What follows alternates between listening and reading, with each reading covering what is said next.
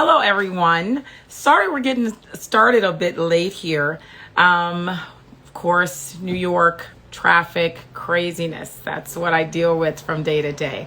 But my name is Dr. Aisha Rush, and I am an OBGYN. I have been doing these talks in collaboration with Naked Body and Skincare in an effort to bring a bit more information to our ladies out there about different topics that a lot of people do have questions about. And today we are going to be doing a topic about ovarian cysts. So as we get started with that, I'm just going to give a little bit of the basics in terms of just what the ovaries are, what that means, how do ovarian cysts actually, form, those kind of things. So let's see. All right. I think I did that right. All right. So as many of you know, the majority of women are born with ovaries. That doesn't necessarily mean that all women are born with ovaries, but that's another talk for a different day. That's a very, very small subset of people that sometimes can and will affect. But looking at the majority of women who are born with ovaries, these are going to be the organs that are going to produce most of the hormones that women know as estrogen, progesterone, and different things like that. They also do produce a little bit of testosterone. There are other organs in the body or other things in the body that can produce some of these hormones, but usually it's the ovaries that does that. So the one thing I want everyone to know, which is something that I often have to talk to women about when it comes to the normal physiology of their bodies and how it works, is how the ovaries actually work. So it's so interesting to me when I get a patient who says, well, I went to the ER because I was having some pain, and they told me that I have ovarian cysts. And I said, really? And they say, well, yeah, they said I have them on both ovaries. I said, well, do they have them on one ovary more so than the other? Did they tell you that? Well, yeah, they did say that. And then I said, well, did they say that there was something wrong with the cysts that were on your ovaries? No, they just said I had ovarian cysts.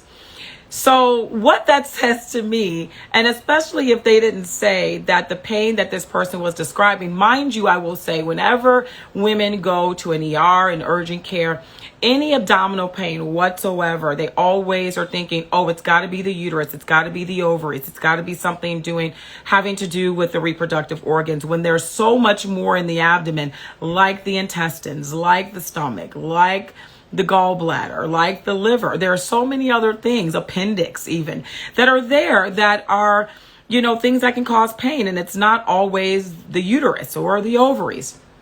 So when they say to me, the doctor told them that I have ovarian cysts, and I ask these questions, I then have to say, well, sweetheart, everybody has ovarian cysts. And the reason why we do is simply because that's what the ovaries are supposed to do when they work normally.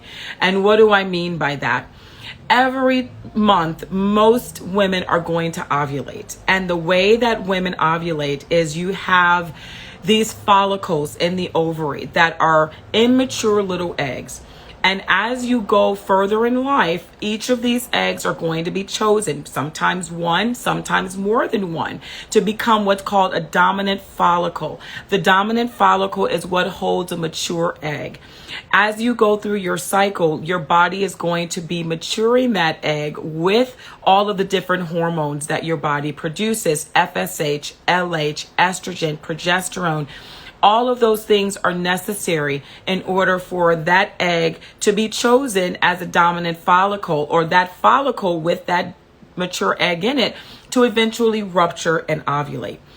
Sometimes women will actually find themselves, when they do go in and they see a physician in the ER or the urgent care, or even just a primary care doctor, and they just so happen to have an ultrasound because they're having some pain issues, they may just, be caught in that part of the cycle where in fact they have a small little cyst there that is actually a dominant follicle. And that doesn't mean that that's pathologic, meaning that it's a problem. It's normal physiology. So depending on where a woman is in her cycle, then you can definitely see these cysts. Typically, these cysts are going to be anywhere between 2 centimeters and a little bit over 3 centimeters. But usually once we get towards that 3 centimeters, then they're likely going to rupture and release that egg. And what is really important for women to understand is their cycle and where in their cycle they actually are. What do I mean by that? What I mean is as I explained during our last talk, is looking at a woman's cycle. That means looking at the start of one period to the start of the next period. The day right before the start of that next period ends your cycle. So the average cycle is 28 days, but for some women, that cycle can range, anywhere from 24 to 25 days, all the way up into 45 days. Anything less than the 24, 25 days or more than the 45 days, then we have an abnormal cycle, but that's another talk. So essentially, you're going to ovulate somewhere in the middle of that cycle. And so if in fact you're in the middle of your cycle, meaning that you're on day 14 of a 28-day cycle, or say for instance, not maybe even day 14, because that's when the egg, the follicle is supposed to rupture and release the egg. But say for instance, you're on day 11 and you somehow get an ultrasound and they see a follicle there. That is likely because that's the follicle that's going to be released, of course, when you're ready to ovulate. So technically speaking, all women have ovarian cysts. They're just follicles. Some women will have little small cysts that are not as large as a dominant follicle. And these are just immature eggs that at some point are going to eventually become a dominant follicle. One thing is that women are born with all the eggs they will ever have.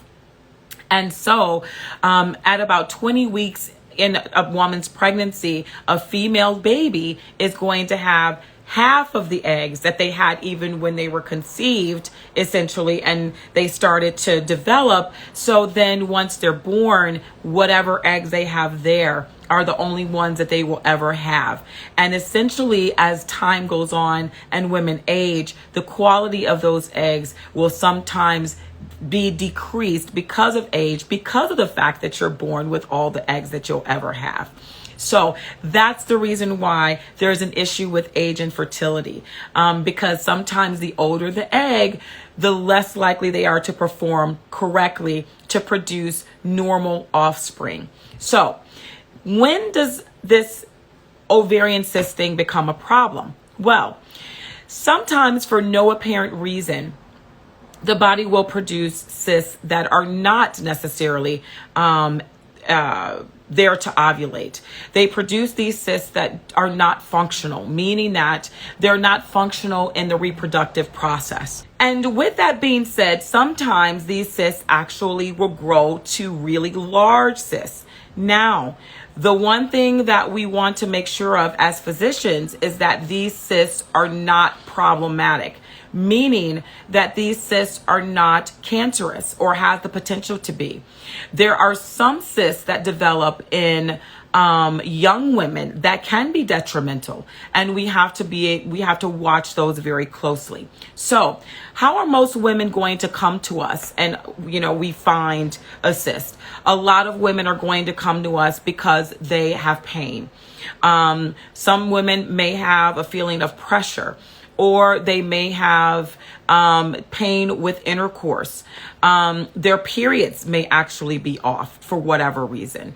But there's something going on there that makes them come to us. And the next thing, like I said the last time we spoke, that most of us gynecologists will do outside of doing a physical examination, meaning a pelvic exam and an abdominal exam, but we also do an ultrasound. And that's when we often find these things. Now, many cysts are found incidentally, meaning that, just like fibroids, patients come in for something completely different, but somehow, we found this cyst that we now have to watch. So when we do identify an ovarian cyst, essentially, what we're looking for is we're looking for signs of trouble. There are particular characteristics of cysts that we look for that tell us that we need to do further workup. Most often, we don't find that in very young women. Most often, we find what's called simple cysts. These are cysts that are just there. They have a particular look. They don't have any, unusual, descriptive, kind of features about them that warn us, that maybe this is cancer or anything like that. We just essentially, depending on the size and whether or not it's causing the patient trouble, we may just watch these cysts, because sometimes if the patient is coming in with a complaint of pain, it's possible that this cyst is not the problem. It's possible that there's something else that could be a problem. So with that being said, whenever we have a patient that comes in with pain and we find a cyst that's very large, this is a problem because it can cause what we call ovarian torsion, meaning that there is a certain size of a cyst when it's on the ovary that can cause the ovary to turn. And because there's blood flow that goes to each of the ovaries that keep them alive, that's a big deal because we're cutting off the blood flow to that ovary. And depending on how long that blood flow is cut off, that ovary can actually die and that patient can lose that ovary. That is one of the gynecologic emergencies that bring us into the operating room in the middle of the night. Because if we ever have a patient like that or think that we have a situation like that, we definitely have to intervene immediately in order for those patients to hopefully keep that ovary. Most often, the cysts that are on these ovaries are those simple cysts that really just require us to just basically lance it. It's like lancing a boil, so to speak. If anybody ever, has seen that or have had that, happen for them. And really what we do is we just drain it. And a lot of that drainage is just clear fluid that's just collected there for no apparent reason that we're aware of. It's just their body just did that. A lot of times that relieves the problem, that patient's able to keep their ovary, and we move on. Now, the next thing is that there are times where we go in and there is a cyst there that is not just a simple cyst where we can lance it and have just remove the fluid and all of that. There are sometimes different components of that cyst that when we look at it visually, we see, this could be a problem. So then we may have to send off some tissue of that ovary or that cyst to a pathologist. And during our surgical procedures, we will sometimes do that right there and send it to our pathologist in-house, have them take a look under a microscope and tell us whether this cyst looks as if it appears to be any precursors of cancer or cancer itself. And if that's the case, now we have a bigger surgical situation on our hands where we may have to do other things. But in most cases, that's not the situation. But as surgeons, when in doubt, we always check it out if that is an option for us to do that at that time. There are certain cysts that some people may have looked up, and these are more common to our younger women, and those are dermoid cysts. These are the cysts that people sometimes will talk about had teeth and hair and all of that kind of stuff. Those do exist. And I have taken some of those out. And yes, do they have teeth and hair and different things like that? They do. They do. Is it as scary as people make it seem? No. Is it weird? Yes. But this is sometimes what our bodies will sometimes do. Just, who knew, right? So with that being said, in those cases, we take those cysts out because really in most cases, when those are present, the ovarian tissue that is with that cyst is not really good ovarian tissue anyway. So it really is not going to do the patient any good. However, whenever we do any surgeries on ovarian cysts, we want to make sure that we're not leaving something bad inside the patient. And then we also want to make sure that if in fact we're able to preserve any of the ovarian tissue, then we can. So what do we do whenever we look at a patient? They come in with a complaint. We find this ovarian cyst where in fact we think that there could be trouble, where there's a cancer. Outside of that cyst being large, and we may have to kind of get rid of the cyst or do what's called a cystectomy, opening the cyst and draining whatever's in there so we don't get an ovarian torsion. We also just want to be sure that this, like I said, doesn't have the characteristics of something bad. So whenever we see characteristics of something bad, sometimes, cysts can have what we call septation. So what it looks like on an ultrasound is it just kind of looks like a cyst with different little lines through it, like there's little different lobules within the cyst. Other, characteristics that may be worrisome, can include the wall thickness or something like that. If there is something else surrounding, if the patient has, fluid in the abdomen associated with it, all of those kind of things. Whenever we think that there is something else that could be going on, then we want to start thinking about doing tumor markers. And these are things that some ovarian cysts, if they are cancerous, can actually secrete. And so sometimes this will give us a clue that we have a problem here and we need to do further investigation. And usually that investigation is surgical. But just not to scare anyone, I want everybody to know that most often ovarian cysts, many of them, the majority of them are physiologic. They're very normal. There are only a very small few of cysts that are problematic. And when in fact they're problematic, they usually give us some sign that they are. Not all the time. Now, when you go into your doctor and they say, well, you have a cyst and, it's 4 centimeters. And, usually what I like to do, if again, the patient is not experiencing pain from this cyst, I'll usually go conservative. Because I'm not wanting to do surgery on a young woman whereby we may put them in a position to potentially lose an ovary, because many of these cysts go away. Okay, so many of these cysts will go away on their own. And what will happen is I will say, I always talk to patients and give them what's called informed consent, meaning that I tell them all of the options, the if, ands, or buts, the what ifs, all of that, so they can make a very well and informed decision. So with that being said, I will talk to them about conservative measures like, let's have you come back in 3 months and look at the cyst and see if it's receded, meaning gotten smaller, or if the cyst is resolved on its own. 9 times out of 10, they do. There are some cysts that do persist, but they stay the same size. They don't change in their appearance, and the patient hasn't changed symptomatically. So the patient is not more symptomatic. There are some women who have cysts and they've had this very same cyst for a decade. And they will say to me, Dr. Rush, we're going to do this ultrasound. I've had this ovarian cyst. My doctor found it, when I was with another gynecologist 10 years ago. It hasn't really changed, so if you find it, let me know if it's gotten bigger, but, it's been there. So these things do happen too. Now, as far as those cysts that start to get larger, what do? It depends on how large they're getting and in the time frame in which they've gotten bigger.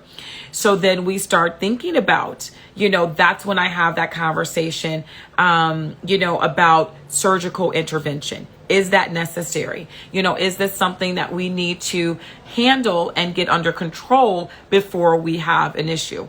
Now, what about those women who have recurrent ovarian cysts? So say, for instance, they have one resolve and then next thing you know, here they come back again with pain and they have another cyst.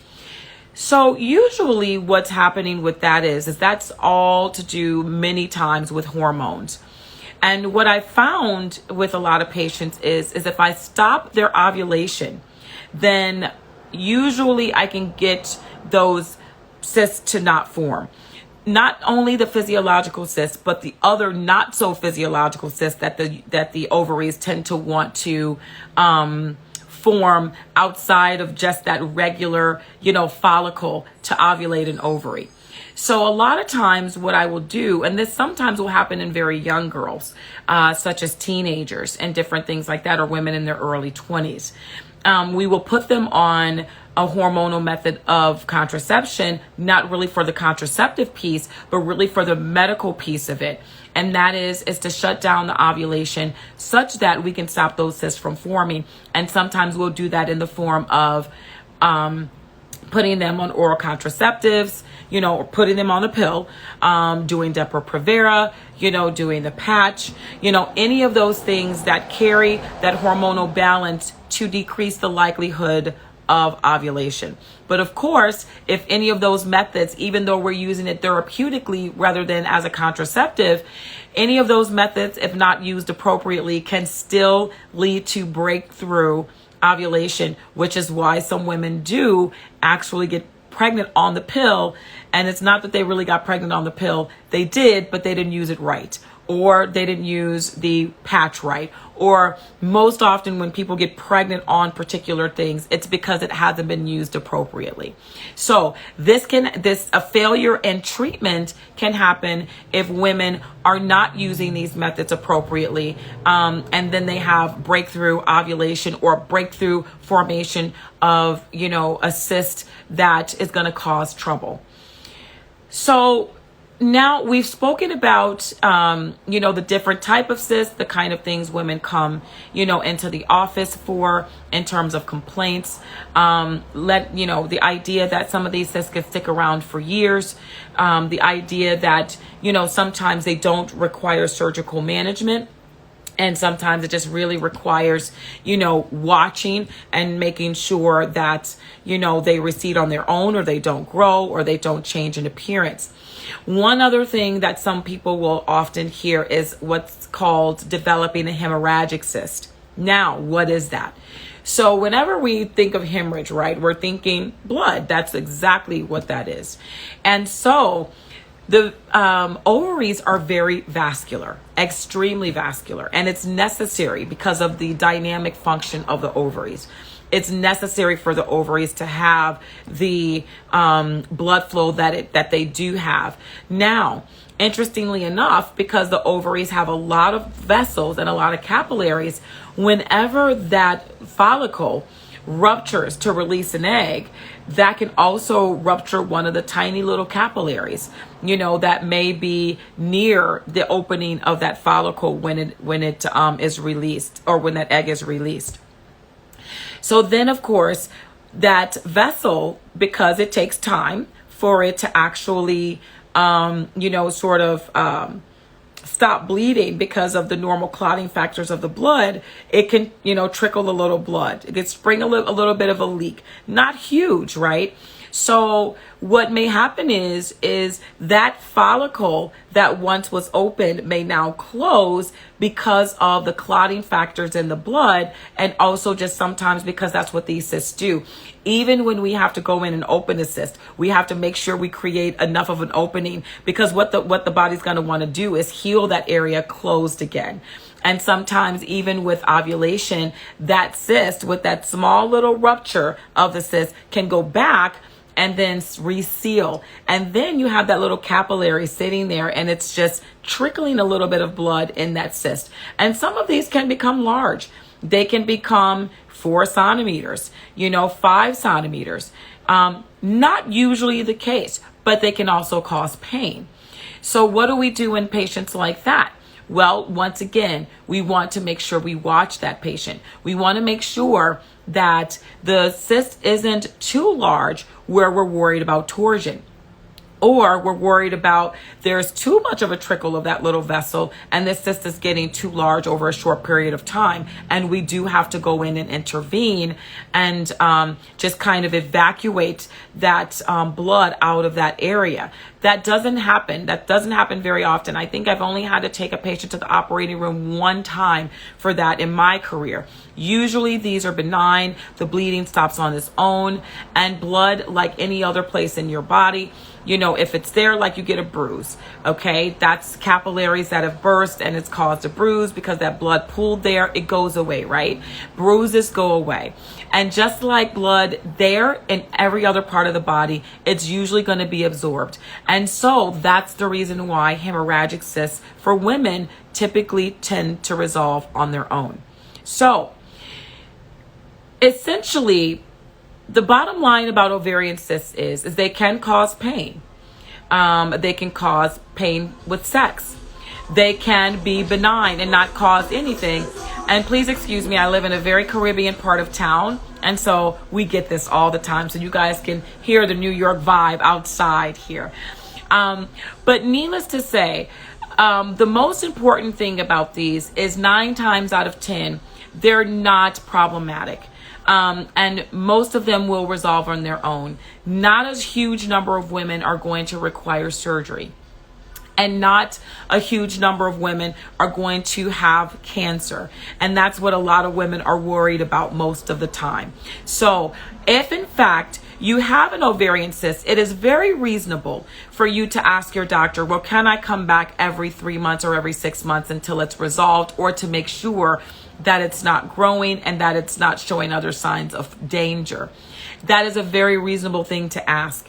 And sometimes your doctor will reassure you, well, we've looked at it, twice, for the past 3 months. And now we're at 6 months. We've looked at it again.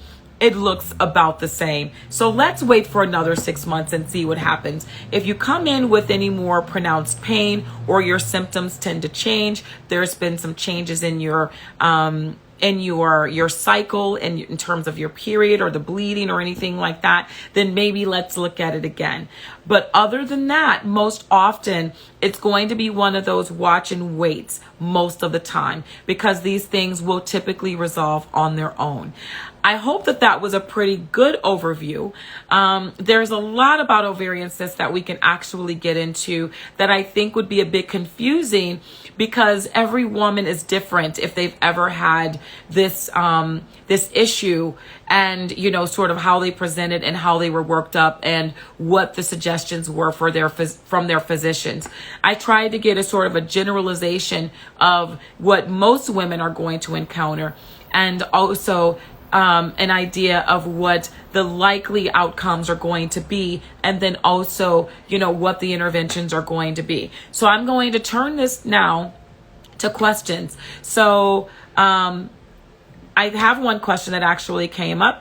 The question is can you chew a Plan B and still not get pregnant? So usually medications, particular ones, they'll tell you which ones are supposed to be chewed and which ones are supposed to be taken whole.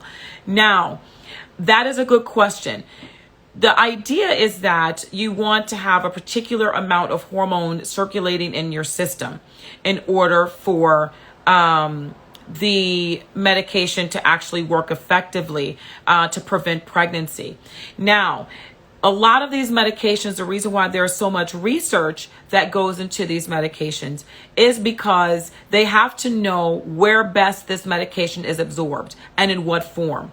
And interestingly enough, there is an actual time frame from when you take a medication to when it actually hits the stomach to when it actually hits the intestines, small and then large.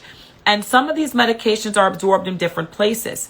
And if the medication is absorbed in the stomach, then the thought process is that it usually takes 3 hours to digest something in the stomach. And usually that's where most of the absorption of that stuff is going to happen. So if that is the case with Plan B, then it could be very well that you're not getting all of the effects of the Plan B that you need if you were to chew it rather than swallowing it. So I don't know that I've ever had a patient come in and say, well, I chewed my Plan B and, I ended up getting pregnant. More than likely, if somebody, no matter whether they chew it or whether they swallow it, usually with the Plan B, if somebody's getting pregnant, it's likely because of the time frame in which they took the Plan B. And usually the time frame has been too long. That's mostly what I see with Plan B as far as Somebody asked me where my practice is. I'll answer that question in just a second. So that's usually the problem with Plan B, is when you actually take it, and as far in terms of as how far out from intercourse, you actually take the medication. So now I practice in the state of New York. And so I wear several different hats, and I think some people have heard some of the hats that I wear.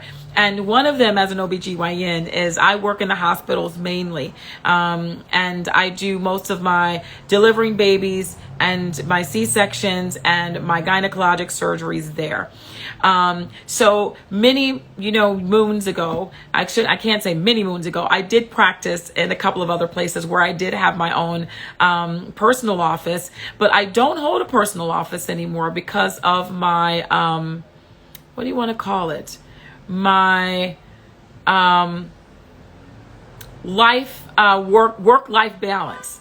So I have been thinking about reopening my office here in Brooklyn, and I think that that's going to be something that I consider after the new year, because I've had a lot of people asking for that. But for right now, I am comfortable just being in the hospital and doing my work there and doing stuff like this. This gives me more time to be able to educate women in this way, and because having an office practice does take its toll, essentially. But whenever I do open up that office, I will definitely let you all know.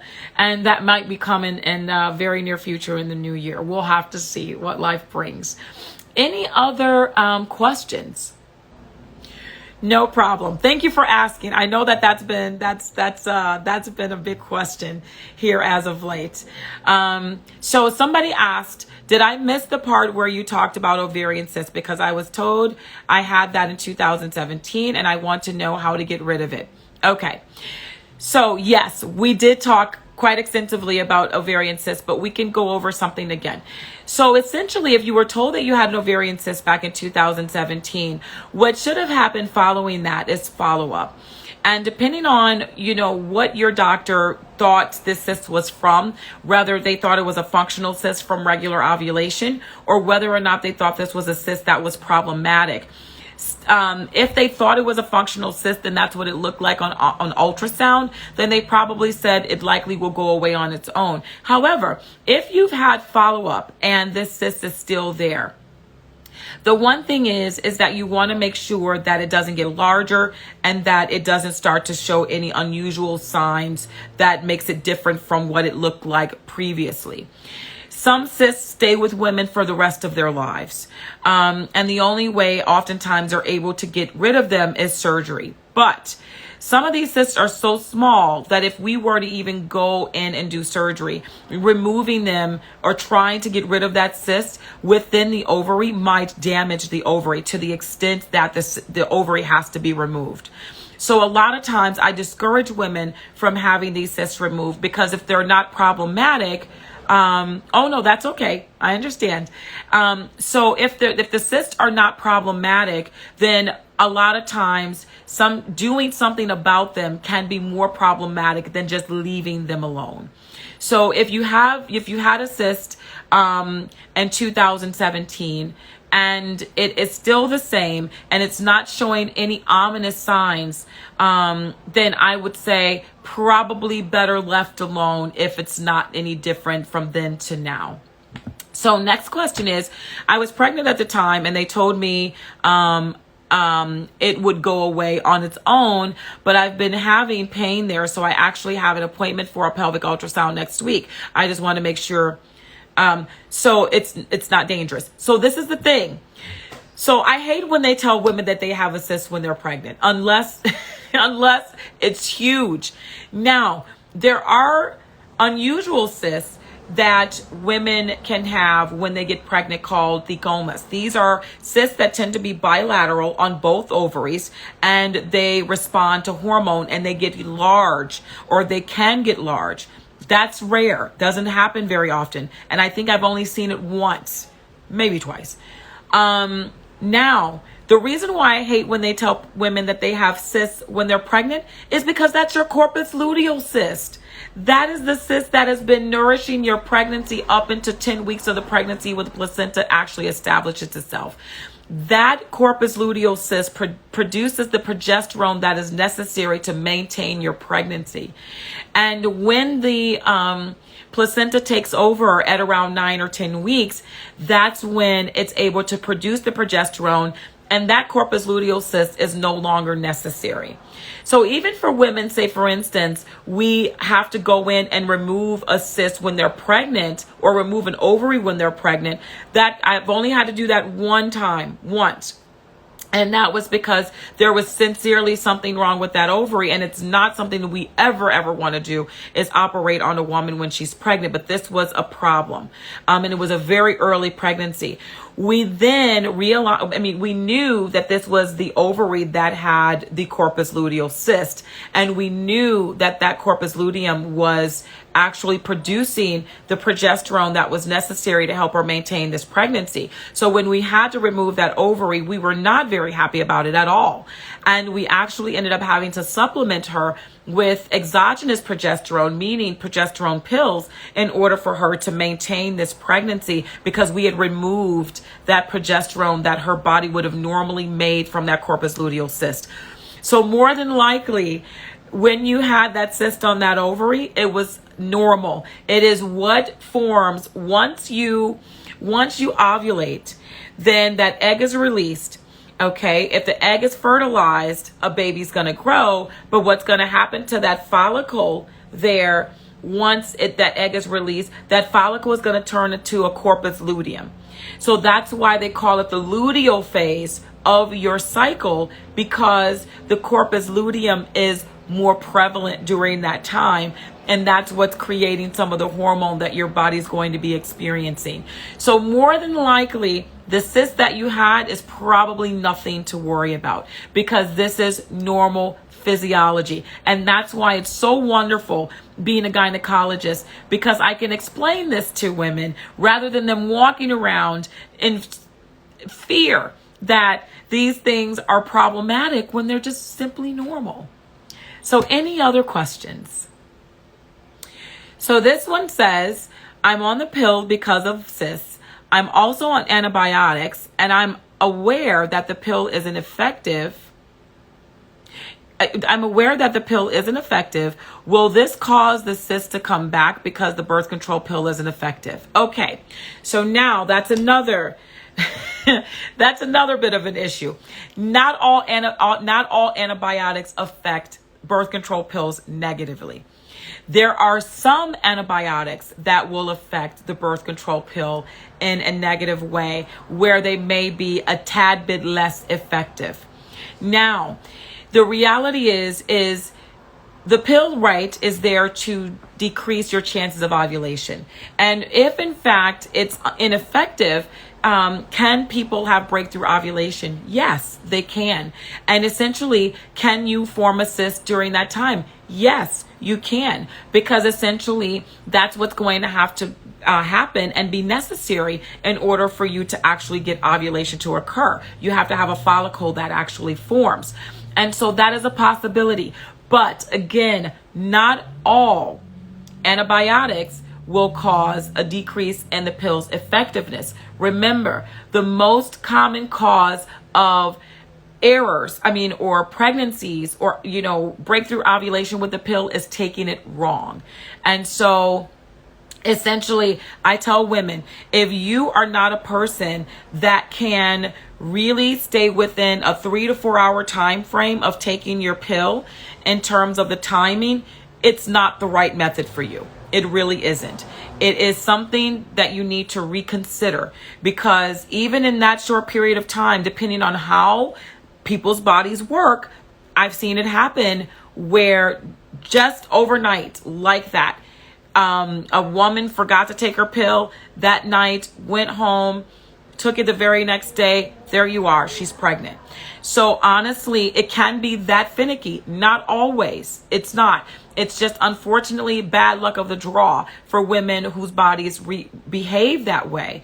But honestly, if you really can't keep within that pill, every day at the same time, and if you notice that you're missing that pill for 12 hours, 24 hours, they tell you to double up, but that's not guaranteed that ovulation has not already occurred in that period of time.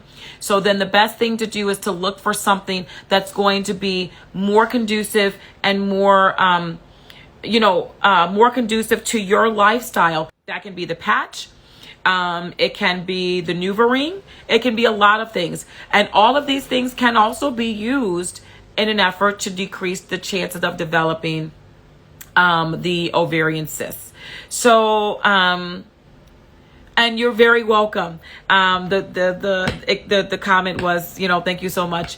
Makes me feel better because I was concerned ever since. I know. And this is what makes me so upset, is that women are just beside themselves with fear, for things that are just normal.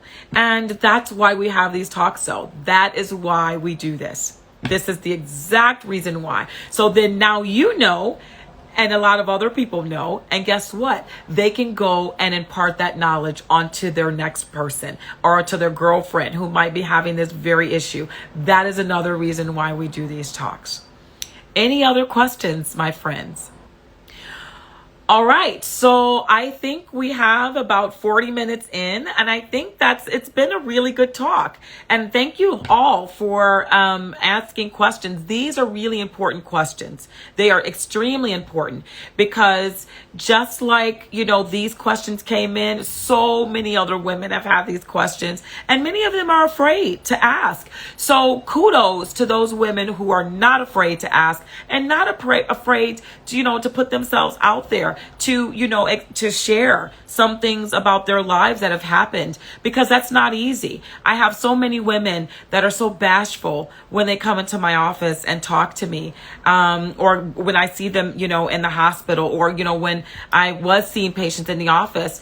And even, now when I do telemedicine stuff, women are still, I'm not even face to face with them, so to speak, where I can touch them, they can touch me. I'm just looking at them, across, a computer, and they are still very, scared to talk about these things or scared to ask the questions. But that is what we're here for.